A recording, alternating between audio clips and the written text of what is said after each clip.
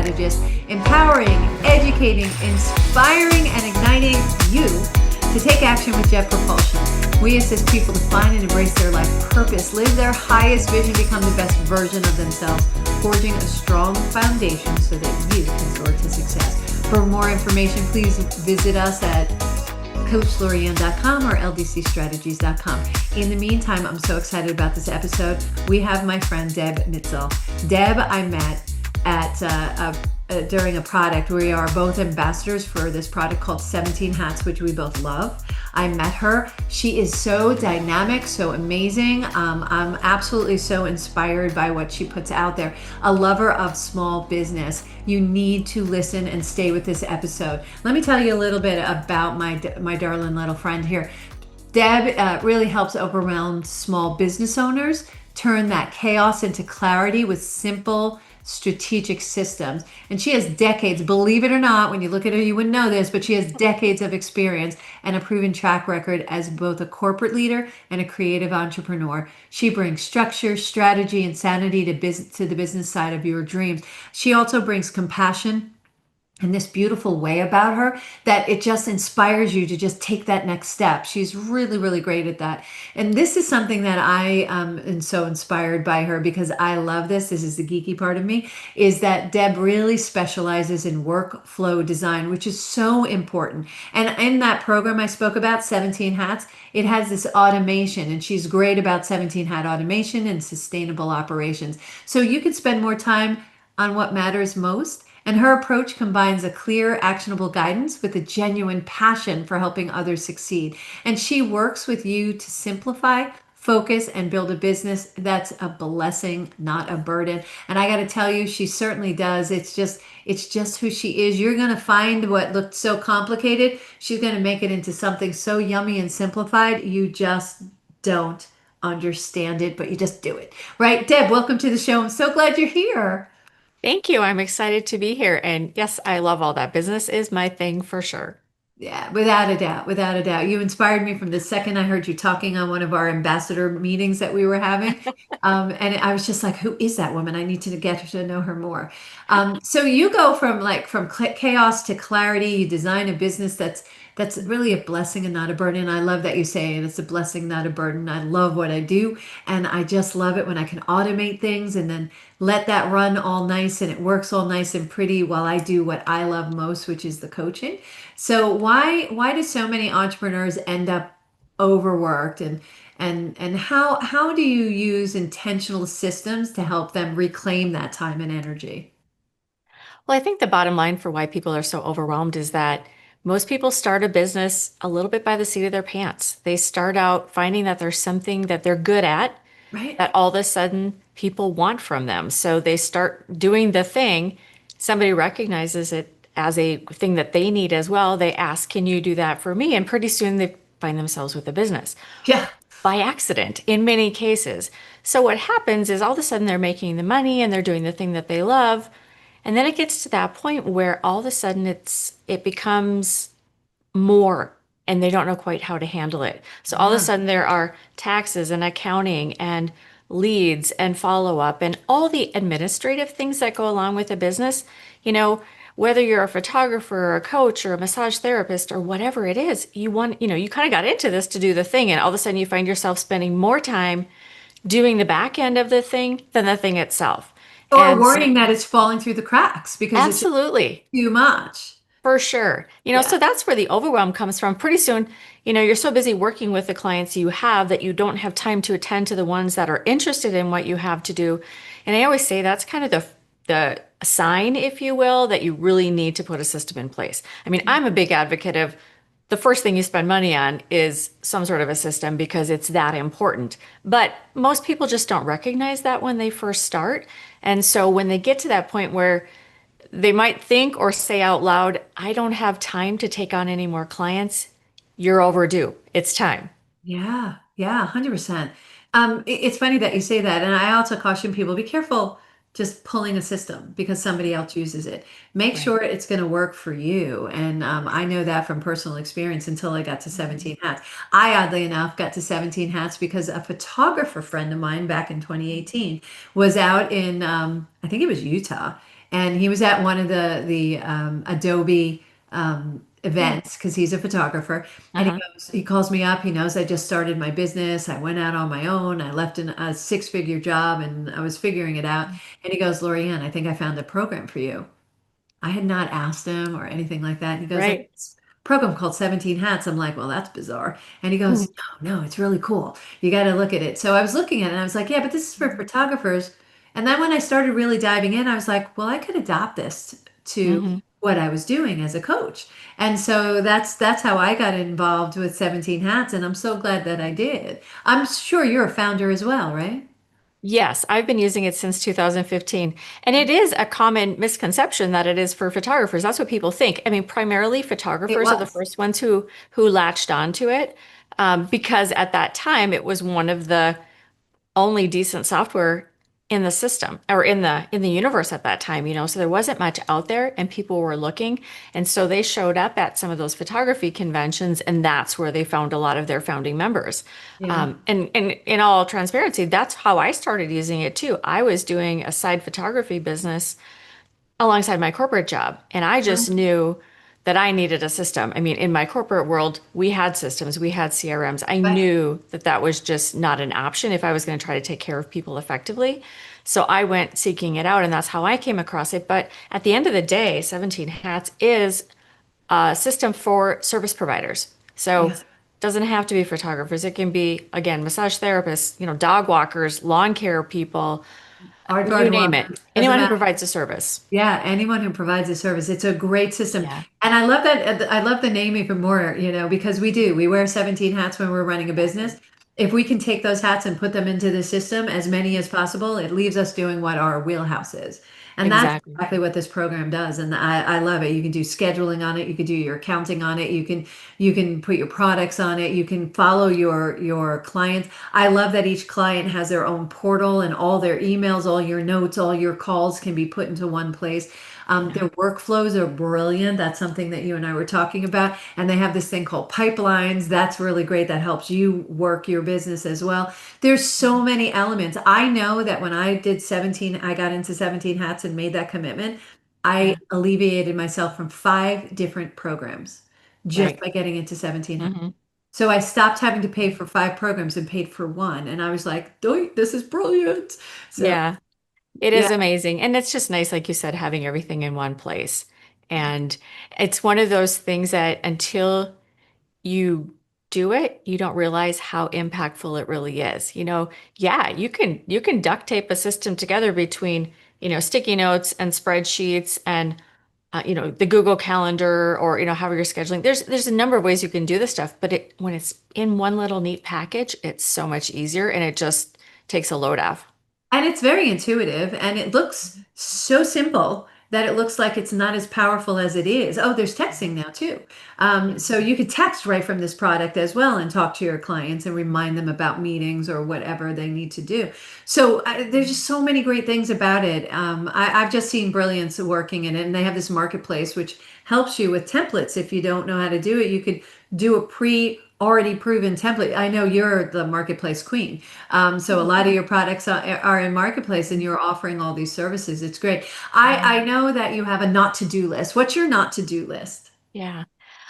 Oh gosh, boy, put me on the spot with that. The not Oh to yeah. do list. For me, some of the not to do, I mean, the not to do list, quite frankly, is just that. Like, what are the things that something else should be doing? Whether someone else or a program or whatever should be doing. But it's stepping back in your business and saying, okay, what are all the things I'm doing? Doing a bit of a time study and saying, what am I spending time on? And then actually evaluating those things and saying, okay, where does that fall? Is it something that someone else could be doing? Could technology handle it for me? Do I, pass it off to a contractor? Again, that's somebody else. Or is it just something that's not necessary? And sometimes we find ourselves doing the things that are not necessary, but they're easy.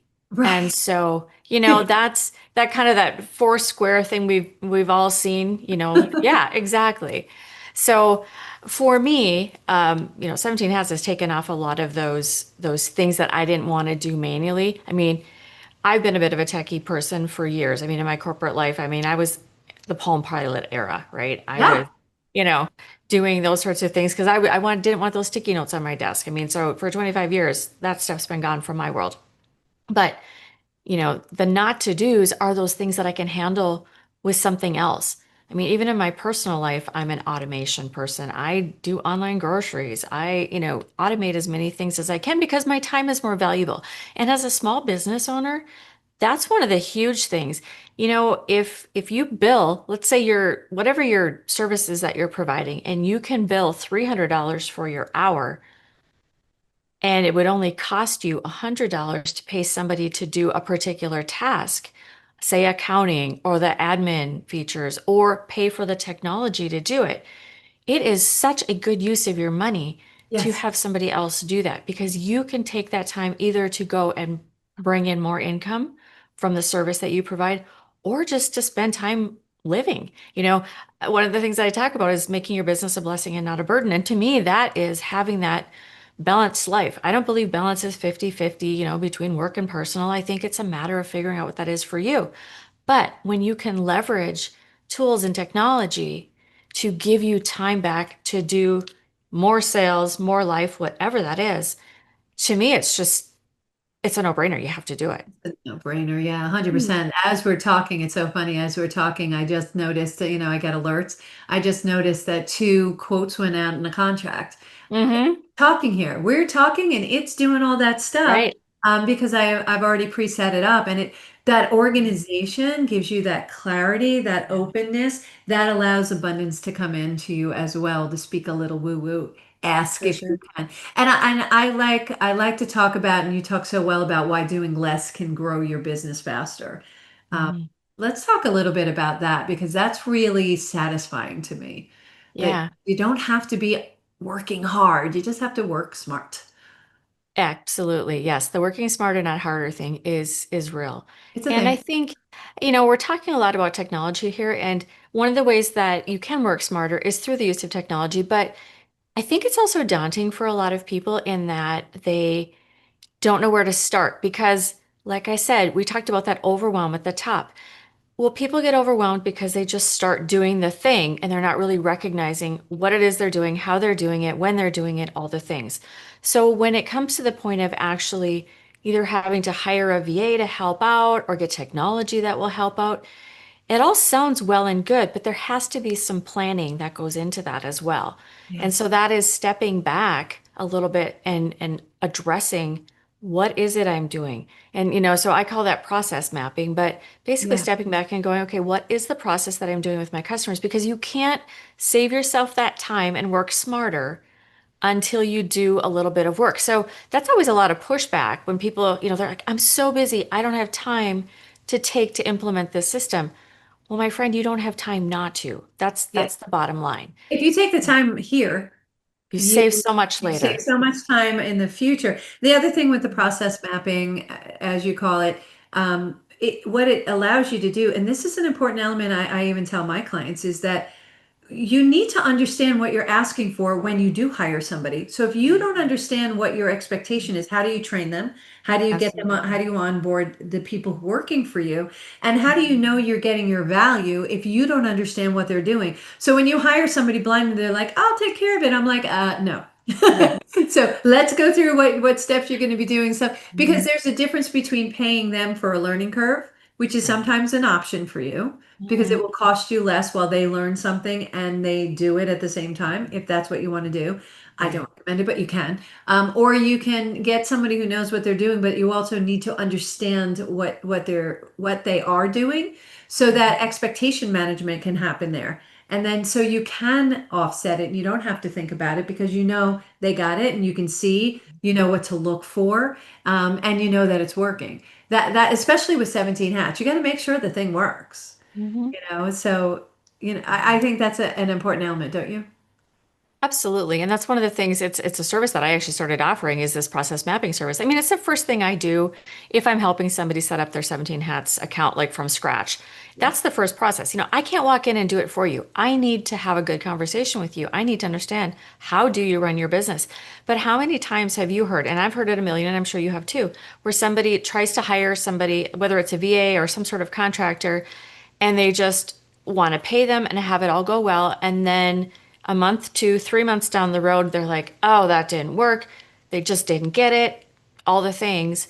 Yeah. And yet they didn't take the time on the front end to figure out, like you were just saying, what is it I need them to do? How do I need it to be done? Whether it's social media or accounting or anything else, you need to understand that stuff. When you're a small business owner, you need to understand what it is you want done, how you want it done, and what your expectations are. When I first got into the business world as a young woman, one of the best pieces of advice I ever got from my first real boss, I would say, was inspect what you expect. So that is something that I would say to every small business owner out there, whether it's your system, the technology, or it's a human being, inspect what you're expecting from them. Set the standard, have a game plan to make sure it's working because otherwise you're going to be disappointed.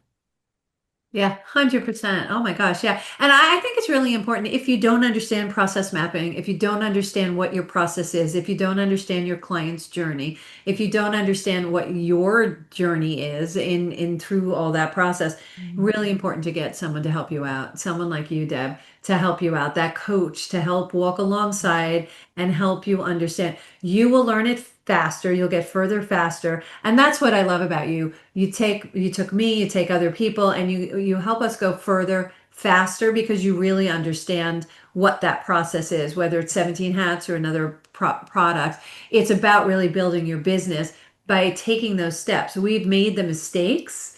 We've learned, we've had the learning curve, and you get that benefit by hiring us. So that back to your, if you're making 300 an hour and you're taking 100 an hour, giving it to someone who's going to expedite your learning curve, I say Mhm. it's worth every penny because then you Yes. don't have to worry about it not being done right. I've had people where I hired for another program to put it together. And so that Mhm. was a disservice for me. And that's why I am prolific about this with my all of my clients, is that I didn't know what I expected.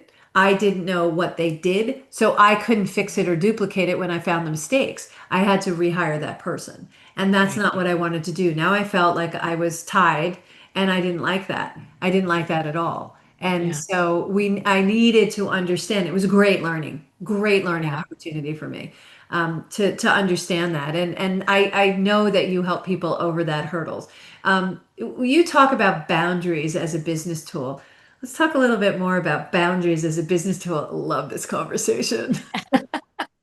Well, it's so important, and so many people. I mean, we all struggle with boundaries, I think, at some point, whether it's something we learn early on or it's a continual battle. I think it's so easy in this instant gratification world to set boundaries because everybody has that expectation, whether it's at the retail store or on a phone call or, whatever. Everybody wants it now. So it's so important. I was actually just on a call right before we hopped on, and the conversation was, what are your wins in your business? And one of the participants said, I set boundaries with 3 clients this week, and that was a huge win.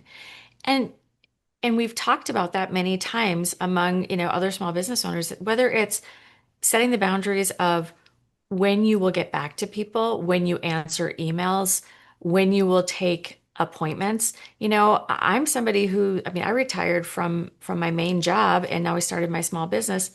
I only take calls on certain days of the week. That doesn't mean I never will do anything on those other days, but I've set that boundary so that I can try to balance my life in the way that I want to. Yeah. If I have a client issue that, is pertinent or if I need to work on something, that doesn't mean I won't, but I try as much as possible to funnel things into the parameters that I've set so that the rest of my life can be the way I want it to look as well. And I think we're all striving for that, and Yeah. boundaries are a huge part of that. Yeah, I agree. It improves client relationship. It reduces stress. It's expectation management at its finest. Absolutely. Setting Yeah.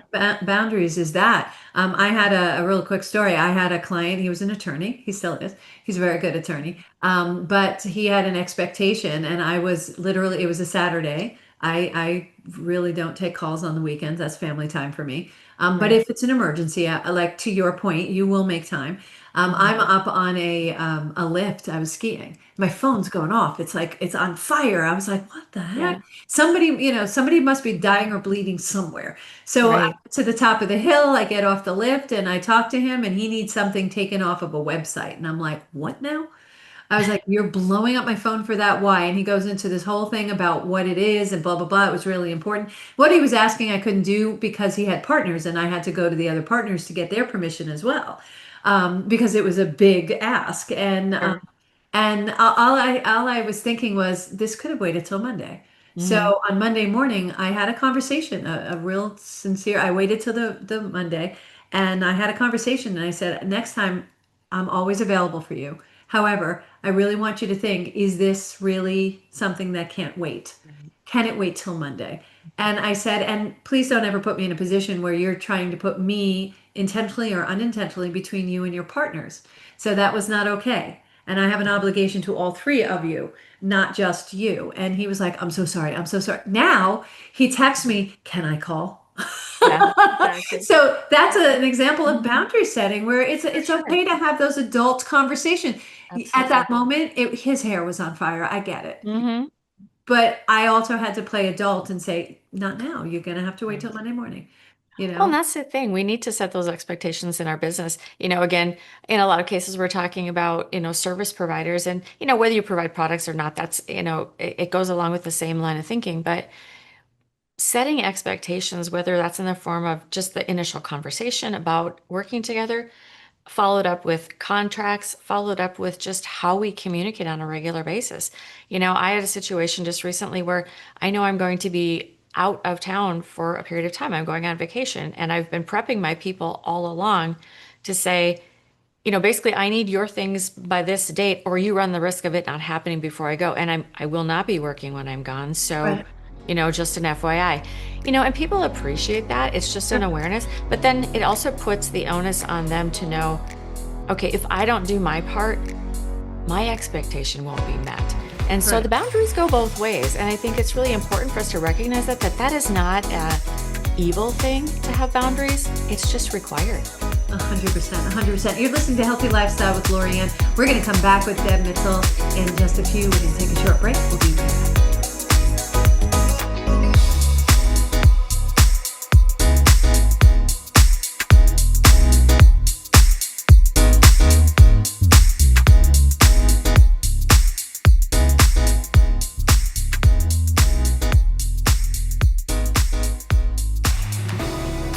Welcome back to Healthy Lifestyle with Lorianne. I am Coach Lorianne. If you'd like to be a guest or lift up your business, product, non-for-profit, or if you have a question or comment, we'd love to hear from you. Email us at healthylifestylewithla@gmail.com. I answer every email personally. Laura makes sure of it. That's my beautiful VA. I am so appreciative and grateful for you, Laura. But if you do, we love what you have to say. Some of our amazing guests as a result of your comments. So please email us at healthylifestylewithla@gmail.com. Now, I told you at the beginning of the show that Deb Mitzel is amazing. I am so right? That's why you're here for the second part. So we were talking about, really setting those boundaries, important element of doing business, which is a hard thing to learn, even as an adult. We're not really taught to do boundaries. We're usually taught to accommodate as much as possible. So setting those boundaries is a form of accommodation, because to your point that you had made before we jumped off on break was that it actually empowers the other person to know what the expectation is and that they have to do their part. But I also think about business's mindset and business that runs when you don't. I love that mindset. So why don't we talk a little bit more about the practical ways to step away from your business, on vacation, personal time, and how do you go about doing that? Yeah, absolutely. Well, and I think, we started talking about some technology, and I think that's really one great way to allow yourself to do that. So whether it's just, spending the weekend with your family or going out of the country for 2 weeks, having some methods of handling some of those things without you personally having to touch everything is huge. So one of the biggest first steps I usually recommend to people is the lead process. So when people are interested in inquiring about your business, how does that happen? are they calling you? Are they emailing you? Are they texting you? Are they filling out a contact form on your website that basically says, hey, thanks for your inquiry. I'll get back to you in 48 hours. The problem with that is that, well, texting, phone call, email, obviously those require you, generally speaking, to respond to that directly yourself. Right. And in that contact form on your website, most people, when they take the time to put in their name and email, they want some real information. So Yeah. when they get that response that says, I'll get back to you in 24 to 48 hours, thanks for your inquiry, they kind of get that little letdown.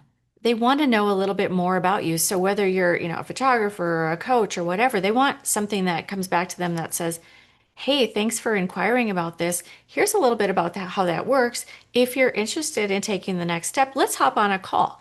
So just by doing that, you've given them information by using the technology right out of the gate. They've gotten an instant response, which is what they're looking for. You've given them valuable information. Ideally, I always say, answer the questions that they've already got. Who knows better than you what things your customers are asking as soon as you start talking to them? So put that in that email. Like Yeah. answer the questions they have. And then if you say, hey, if you're interested in working with me, let's hop on a phone call. You can always also leverage technology to put a link to scheduling that phone call. So again, you don't need them to decide, yeah, I want to talk to you, and then whether they email you or text you or something to go the back and forth on scheduling that phone call. You can leverage the power of that system to Yeah. have them click right there. They can see the dates and the times that you're available for that phone call. They can pick the one that works best for them, and it automatically goes on your calendar. Again, no time required from you, no time away from family. Those are just a couple of the ways that you can really start using the power of technology to give yourself time back. Yeah, and that goes back to what you were saying before of the need of instant gratification. Yeah. It's like, so if they're hot and they want to do it, now they've set up the appointment. They know the next time they're going to speak to you. That's a to do and a to done on their to do list Hmm. until they go to their calendar when they're going to have that conversation with you. So, Yeah. and I also encourage people in between the time when they book you and when you have a conversation, if you have an ability to automate a couple of other emails to give them a Hmm. little bit more information about what their expectation is and to keep their energy up and excitement up. Oh, we're going to see you in 24 hours. Looking forward to. Hey, don't forget, we got a call in 15 minutes. I know I got to thank you just yesterday. They were like, oh, thank you for the reminder. And Hmm. that was it was an automated thing because once they book, they get this stream. And it's all Absolutely. automated. I could be Yeah. talking to you. We could be having lunch, my friend Deb. Hmm.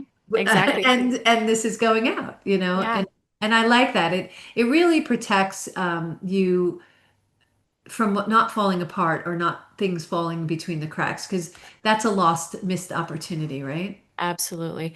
Well, and Well, that's the thing. And what you just talked about there with that, that communication in between maybe the booking of the call and the call, that's where those workflows that you talked about can come in. And you can, for whatever that requires for your business, some people, once a call is booked, they have a questionnaire that they send out because maybe they need a little more information before you're actually having the conversation. So there's lots of ways you can use that. One thing you just talked about that I wanted to make sure that I keyed up on was the client journey and consistency. You talked about things falling through the cracks. And that is a huge thing that I believe in and I think is critical to in the success of any small business owner is just the ability to give every client the same experience.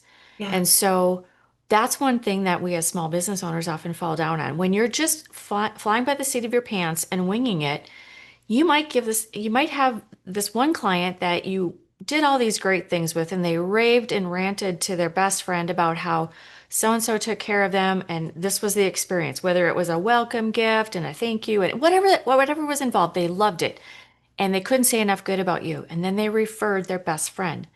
And then their best friend came to you, and it was the heart of your busy season, and you didn't have the same time to get the welcome gift out on time, to give them the same experience, to do all the things. And now you've got two people with completely different experiences, and the second person is thinking, what the heck? Either my expectations are really out of whack, or my friend was lying to me, or, you just kind of don't know what to expect. Also, it represents you. It For represents sure. who that person's experience is going to Yeah. experience. If you're falling short on things like that and you're Yeah. not giving same experience. So what can people do to make sure that they have those same Yeah. experience? Well, that's again where we're having the consistency of a system can really play into that. So that's where the automations involved in a system like 17 Hats or any other CRM can take that time away from the processes and you can set up your process. So if you're supposed to send a welcome gift, the system will remind you on the right time to do that. So you're sending it at the right time. And I'm just going to go here with automation and personalization. So often people push back on automation because they say, oh my gosh, it's not personal. Well, a couple things that I would say to that is that, first of all, the system can be customized in so many ways so that it becomes personal, even on those templated, standardized emails that everybody gets. You can customize those so they feel personal. But the real kicker here is that if you take a system and start automating some of those things like that lead inquiry process, scheduling the phone call, things of that nature, you give yourself extra time that then you can spend on actually giving them a better personalized experience.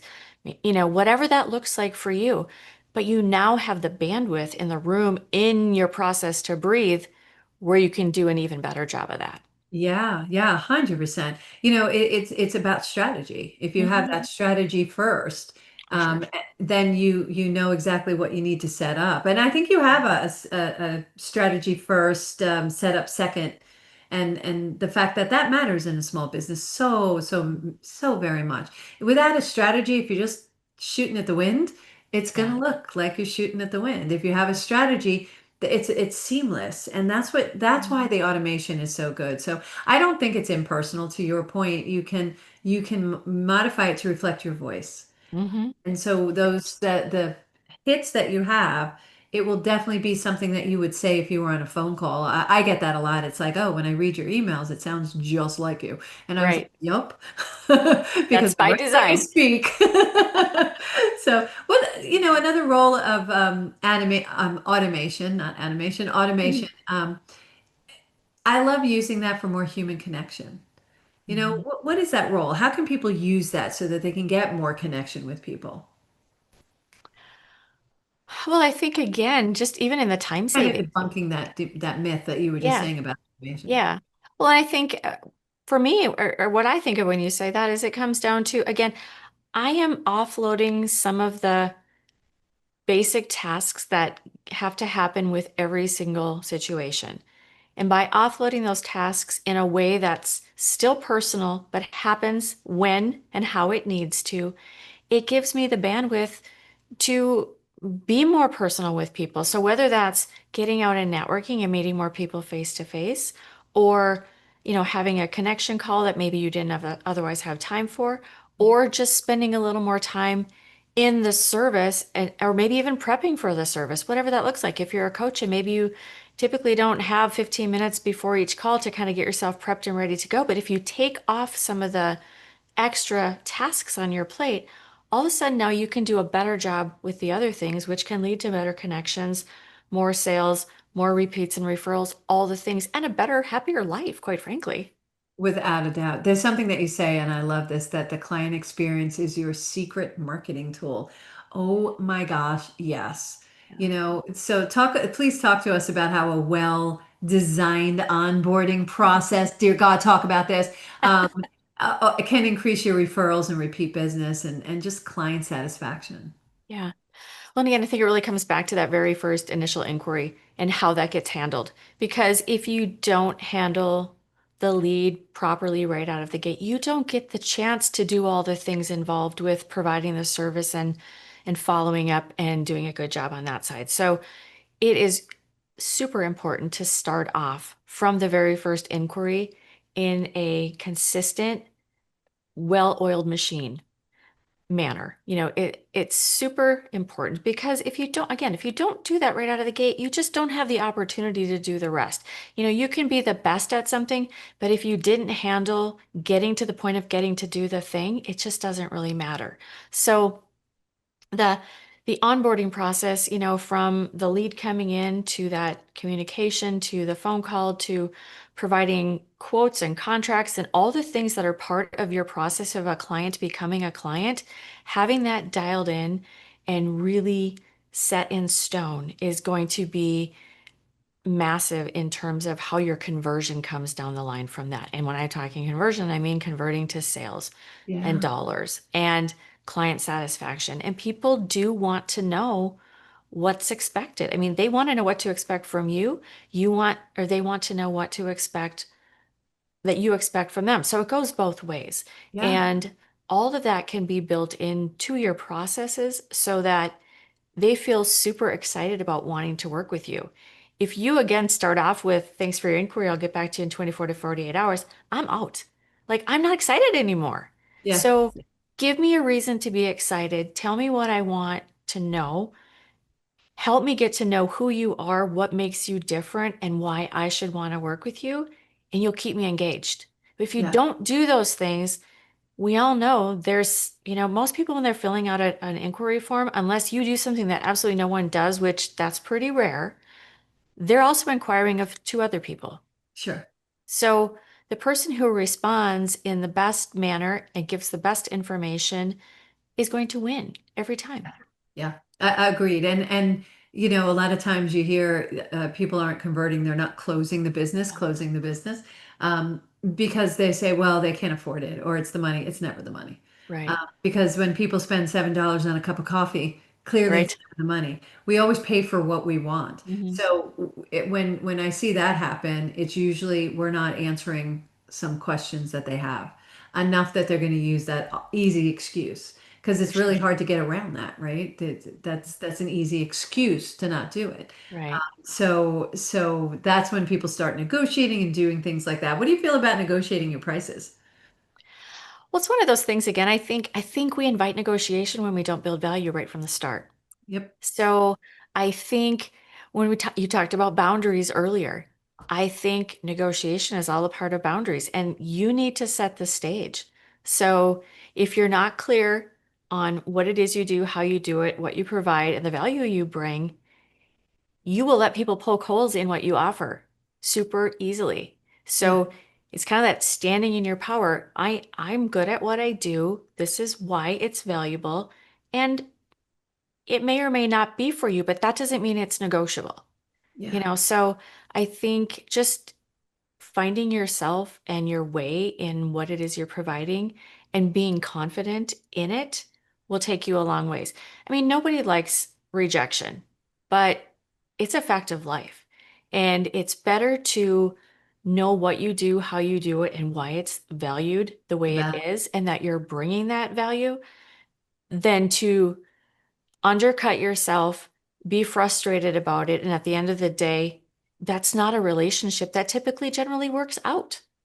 it If yeah, you bend over backwards, it actually becomes a resentful relationship. exactly. Yeah, And and on both sides. those usually on both sides, and that usually is the most difficult client to have, you know. Yes.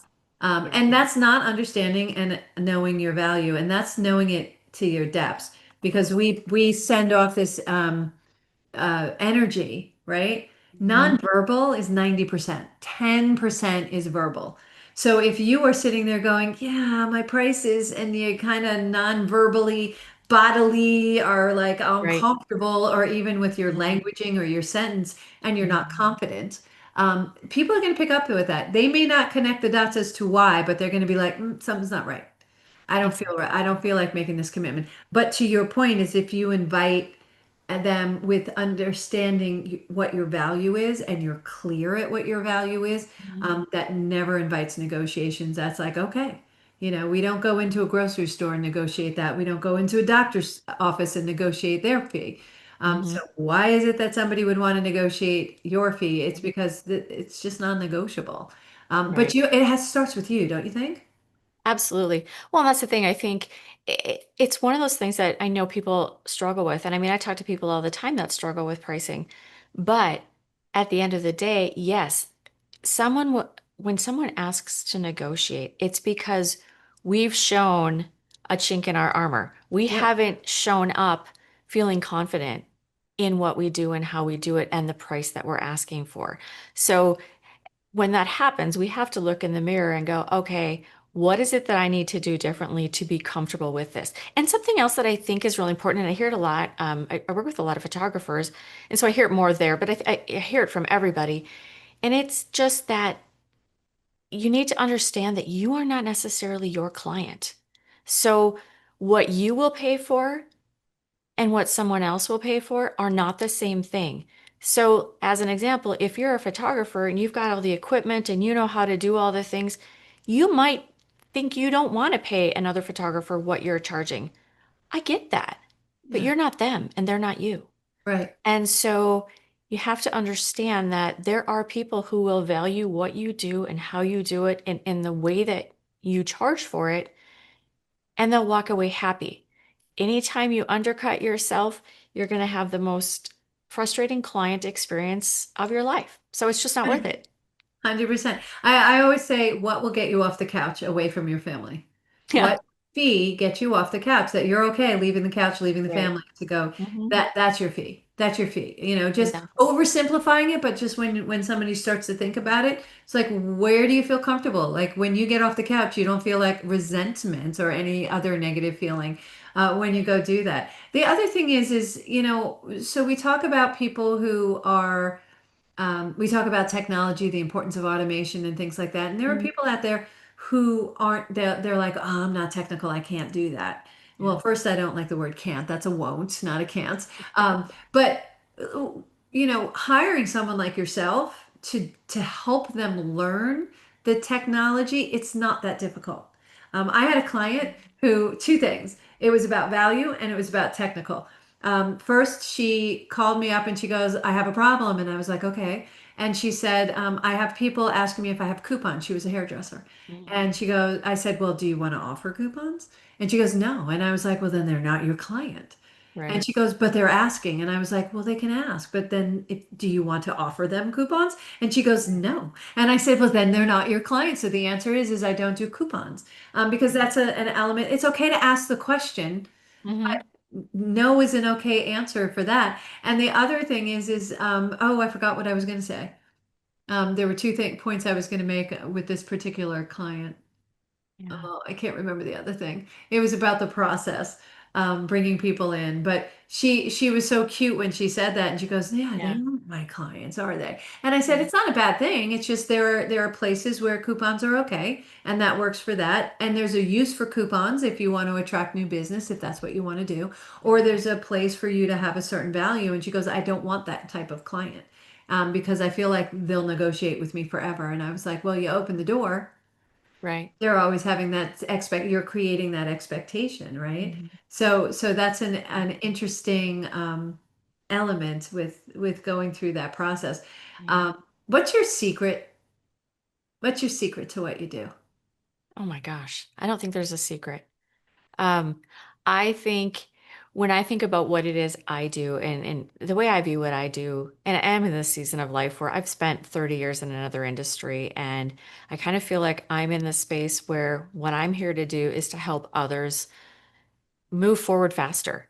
Yes. So, taking the benefit of my experience that I've had over 30 years in business and helping them either see the forest for the trees, which sometimes we can't do when we're stuck in the weeds, or help them with the technology and just help them, kind of see what their life can be like having that business that is a blessing and not a burden. So I don't think there's a secret, but my secret, if there is one, is just that I love small business. So, I mean, you run into me out on the street at a networking event or whatever, and you tell me you have a small business, my eyes light up. Yes. So, that's just part of, and it's I mean, it's human design, it's all the things, but like I'm that person who sees the big picture, and then I can help people figure out the way to get from point A to point B. And I know not everyone has that ability, but that's kind of my superpower that I can actually see. You tell me what it is you want to do, I can figure out how to get you from here to there Yeah. Yeah. when Yeah. you can't and find the way to do it. I So, have that same superpower, which is seeing the yeah. big picture and being able to reverse engineer it so Right. you can do the steps to it. You have even a you have other superpowers too, which is you're great at automation. You're great at helping people create their businesses, support their businesses, give them a sustainable solid base to their business. And I think all those tools are what makes you, and the kindness that you offer is what makes you so magical, and why I am just like drawn to you like a, a butterfly to a light. So you're just amazing, Deb, and I really appreciate you being here. I'd love to have more conversations in the future with you on healthy lifestyle, but thank you so much for being here and sharing your Absolutely. magnificence.